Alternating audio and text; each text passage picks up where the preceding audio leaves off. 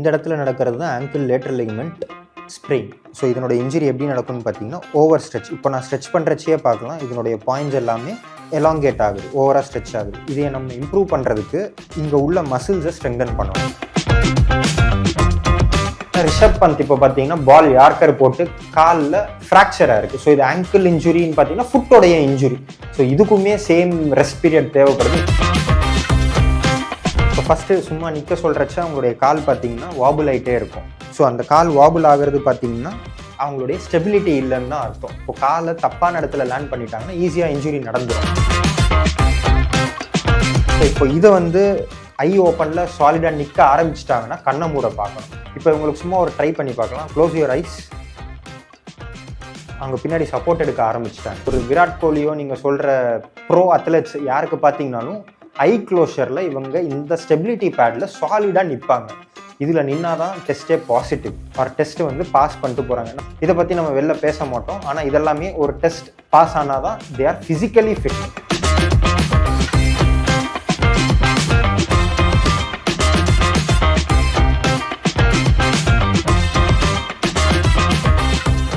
Cricket only நேயர்களுக்கு வணக்கம். நான் உங்கள் Rupesh, sports physiotherapist, TNPL first division Tamil Nadu leagues எல்லாத்துக்கும் பார்த்துக்கிட்டு இருக்கேன்.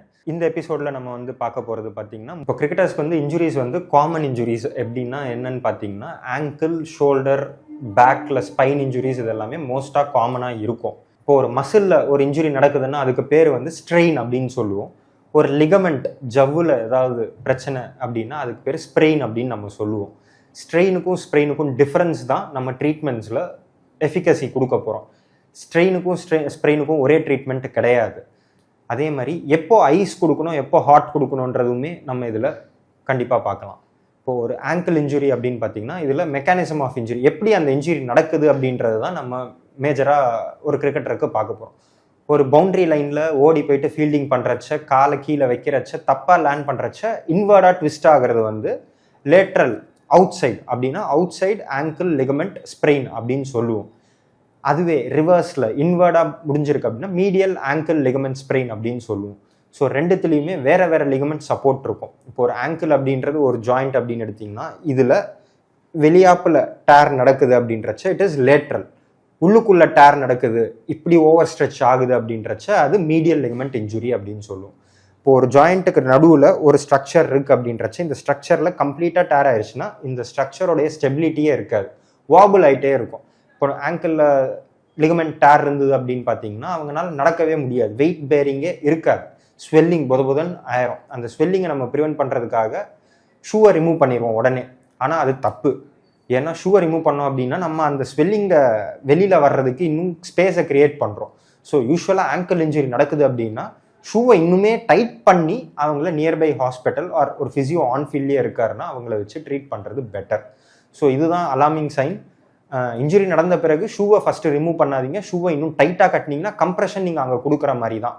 ஸோ இதுவே வந்து உங்களுடைய first aid treatment, first step of your ankle ligament ஸ்ப்ரெயின்கான ட்ரீட்மெண்ட். இதுக்கப்புறம் நிறைய ப்ரோட்டோகால்ஸ்லாம் இருக்குது. அதில் பேசிக்காக பப்ளிக் ஆர் ஆடியன்ஸ்க்கு புரிகிற மாதிரி ப்ரோட்டோகால் அப்படின்னு பார்த்தீங்கன்னா ப்ரைஸ் அப்படின்னு சொல்லுவோம். பின்னா ப்ரொடெக்ஷன். ஒரு ஆங்கிள் இன்ஜுரி நடக்காமல் இருக்கிறதுக்கு ப்ரொடெக்ஷன் என்ன பண்ணலாம் அப்படின்னு பார்த்தீங்கன்னா stability taping or stability ankle ஸ்ட்ராப்பை போட்டு அவங்கள விளையாட வைக்கலாம். இது வந்து பேசிக்காக பார்த்தீங்கன்னா ஒரு cricket fast bowler ankle strapping பண்ணிவிட்டு பவுலிங் போடலாம். இதை தவிர்த்து ஆர் அப்படின்னா ரெஸ்ட் கொடுக்குறதெல்லாம் இந்த ஜென்ரேஷனில் not at all possible. So அந்த ரெஸ்ட்டுக்கு பதிலாக இப்போது ஒரு நெக்ஸ்ட் ப்ரோட்டோகாலை பற்றி அப்புறம் பார்க்கலாம். PRI, I for icing, C for compression, E for elevation. So இதுதான் PRICE protocol. Protection, rest, ice, compression, elevation. இந்த 5 நம்ம ஃபாலோ பண்ணாவே அந்த ட்ரீட்மெண்ட் டன். இதுக்கப்புறம் அவன் ரிட்டர்ன் டு ஸ்போர்ட் போகணும் அப்படின்னா தான் he needs to follow some sports specific rehabilitation. அந்த ஸ்போர்ட்ஸ் ஸ்பெசிஃபிக் ரீஹாபிலிட்டேஷன் என்னன்னு பார்க்கலாமா? ஸோ இந்த இடத்துல நடக்கிறது தான் angle lateral ligament sprain. So இதனோட இன்ஜுரி எப்படி நடக்கும்னு பார்த்தீங்கன்னா ஓவர் ஸ்ட்ரெச். இப்போ நான் ஸ்ட்ரெச் பண்ணுறச்சே பார்க்கலாம், இதனுடைய பாயிண்ட்ஸ் எல்லாமே எலாங்கேட் ஆகுது, ஓவராக ஸ்ட்ரெச் ஆகுது. இதை நம்ம இம்ப்ரூவ் பண்ணுறதுக்கு இங்கே உள்ள மசில்ஸை ஸ்ட்ரெங்தன் பண்ணணும். ஸோ இந்த மசில்ஸை நம்ம ஸ்ட்ரெங்தன் பண்ணுறதுக்கு நம்ம ஒரு எலாஸ்டிக் பேண்ட் எடுத்துக்கலாம். இதுதான் அந்த எலாஸ்டிக் பேண்ட். இதில் கலர்ஸ் பேஸ் பண்ணி கிரேட்ஸ் இருக்குது. இனிஷியலாக நம்ம ஸ்டார்ட் பண்ணுறச்ச லைட் ரெசிஸ்டன்ஸில் யூஸ் பண்ணலாம். ஸோ இதை வந்து அவங்களுக்கு ஆப்போசிட் எண்டில் பிடிச்சிட்டு அவங்க ஃபுட்டை மேலே லிஃப்ட் பண்ண சொல்லணும். லிஃப்ட் பண்ண சொல்லிவிட்டு ஹோல்டிங் டைம் பார்த்தீங்கன்னா ஒரு 10 to 15 கவுண்ட்ஸ் வைக்க போகிறோம். Like 1 2 3 4 5 6 7 8 9 10 relax. இதனுடைய பேர் பார்த்தீங்கன்னா ஐசோ ஹோல்ஸ் அப்படின்னு சொல்லுவோம். இந்த மசிலை ஹோல்ட் பண்ணுறச்ச என்ன ஆகும்னு பார்த்தீங்கன்னா நீங்கள் சொல்கிற அந்த பல்ஜ் ஆர் அந்த ஸ்வெல்லிங் வடிய ஆரம்பிக்கும். ஸோ ஸ்வெல்லிங் வந்து ரெடியூஸ் ஆகிறதுக்கு ஒரு இனிஷியேஷன் இங்கே நடக்குது. ஸோ நெக்ஸ்ட் மூவ்மெண்ட் அப்படின்னு பார்த்தீங்கன்னா கம்ப்ரெஷன். இந்த கம்ப்ரெஷன் நம்ம கிரெப் பேண்டேஜில் வச்சு யூஸ் பண்ணலாம், டேப்ஸில் வச்சு யூஸ் பண்ண போகிறோம். ஸோ இதுக்கு அடுத்து 3rd day 4th டேலேருந்து இந்த மசிலை நம்ம ஸ்ட்ரெங்தன் பண்ண ஆரம்பிச்சிடலாம். ஸோ ஸ்ட்ரெங்தன் பண்ணுறதுக்கு என்ன பண்ணலாம் அப்படின்னு பார்த்தீங்கன்னா இதே பேண்டை யூஸ் பண்ணிவிட்டு அவங்கள மூவ் பண்ண சொல்லி இனிஷியேட் பண்ண வைக்கணும். So move completely towards the floor, up. இந்த மூவ்மெண்ட் பேர் பிளான்டார் ஃப்ளெக்ஷன் அப்படின்னு சொல்லுவோம். டவுன், அப். ஸோ இந்த மாதிரி ஒரு 12 reps into 2 sets பண்ணலாம்.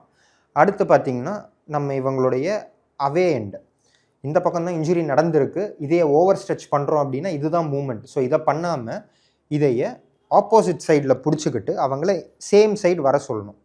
பர்ஃபெக்ட். Come down. ஸோ இதே மாதிரியுமே ஒரு 12 reps into 2 sets அவங்கள பண்ண வைக்கலாம். இதுக்கு அடுத்து பார்த்தீங்கன்னா இந்த குஷன் பேட்ஸ் எல்லாமே நம்ம யூஸ் பண்ணலாம். இந்த குஷன் பேட் யூஸ் பண்ணுறச்சு என்ன ஆகும்னு பார்த்தீங்கன்னா இந்த ஸ்டெபிலிட்டி, நீங்களே நின்று பார்த்தீங்கன்னா அந்த ஆங்கிளுடைய வாப்லிங் மூமெண்ட்ஸ் ஃபீல் பண்ணுவீங்க. ஸோ இதை கீழே வச்சுட்டு இப்போ ஃபஸ்ட்டு சும்மா நிற்க சொல்கிறச்ச அவங்களுடைய கால் பார்த்தீங்கன்னா வாபுல் ஆகிட்டே இருக்கும்.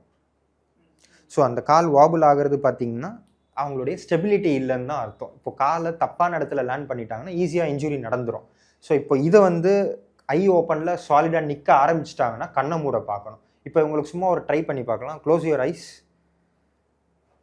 அங்கே பின்னாடி சப்போர்ட் எடுக்க ஆரம்பிச்சிட்டாங்க. ஸோ கண்ணை மூடிக்கிட்டு இந்த மாதிரி ஒரு அன்ஸ்டேபிள் பொசிஷனில் நம்மளால ஒரு 2 to 3 seconds மேலே நிற்க முடியாது.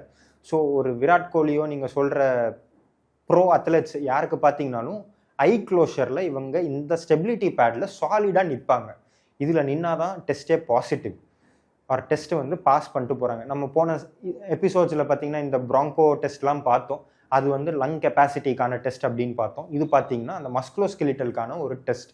இதை பற்றி நம்ம வெளில பேச மாட்டோம். ஆனால் இதெல்லாமே ஒரு டெஸ்ட் பாஸ் ஆனால் தான் they are physically fit. Musculoskeletally physically they are fit to play the match. Injury நடந்துருச்சு, ரிட்டன் டு பிளே, மறுபடியும் அவங்க டீமுக்குள்ளே வரணுமா இல்லையான்றது இந்த மாதிரி டெஸ்ட்லாம் பண்ண தான் அவங்களுக்கான பாஸ் ரிசல்ட் ஆர் டெஸ்ட் ரிசல்ட்டை நம்ம கொடுக்க போகிறோம்.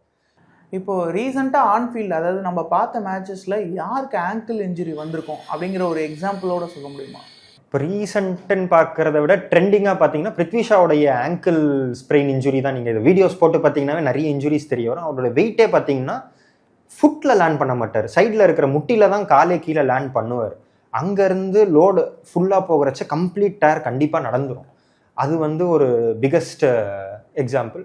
இன்னும் ரீசெண்டாக பார்த்தீங்கன்னா ரிஷப் பந்த் இப்போ பார்த்தீங்கன்னா பால் யார்க்கர் போட்டு காலில் ஃப்ராக்சராக இருக்குது. ஸோ இது ஆங்கிள் இன்ஜுரின்னு பார்த்தீங்கன்னா ஃபுட்டோடைய இன்ஜுரி. ஸோ இதுக்குமே சேம் ரெஸ்ட் பீரியட் தேவைப்படுது. இன்னுமே அவர் ரெஸ்யூம் பண்ணலை அவருடைய ஸ்போர்ட்டை. அதுக்கு ரிட்டர்ன் டு பிளே ப்ரோட்டோகால்லாம் ஃபாலோ பண்ணி அவர் will give a return back. இப்போது இந்த ஆங்கிள் இன்ஜுரியில் வந்து பல்ஜ் அப்படிங்கிறது வந்து எவ்வளோக்கு எவ்வளோ உடனடியாக வந்து நடக்கும்? ஏன்னா ஒரு சிலருக்குலாம் இப்போ நீங்கள் ரிஷப் பண்ட் சொன்னோம், வந்து அடிப்பட்ட உடனே வந்து கால் பார்த்தா அவ்வளோ பெருசாக பல்ஜாக இருந்துச்சு. ஒரு சின்ன இது அது பல்ஜு கிடையாது, ஸ்வெல்லிங். ஸோ ஸ்வெல்லிங் அப்படின்னா உள்ளுக்குள்ளே இன்டர்ஸ்டிஷியல் ஃப்ளூயிட் லீக் ஆகிறது தான் ஆர் ப்ரூஸ் ஆகிறது தான் பல்ஜ் அப்படின்னு நீங்கள் சொல்கிறீங்க as a layman. Very good. அந்த பல்ஜ் ஆர் அந்த ஸ்வெல்லிங் வந்து இம்மீடியட்டாக ஆன்செட் ஆகும். அதனால தான் ஃபஸ்ட்டே நான் சொன்னேன், ஷூவை ரிமூவ் பண்ணாமல் டைட் பண்ணுங்கள். ஷூவை ரிமூவ் பண்ணிங்கன்னா அது பொதன் வீங்க தான் செய்யும். அதை வீங்கிருச்சு அப்படின்னா அதை குறைக்கிறதுக்கு மினிமம் 48 hours to 72 hours எடுக்கும். 2 to 3 நாள் எடுக்கும்.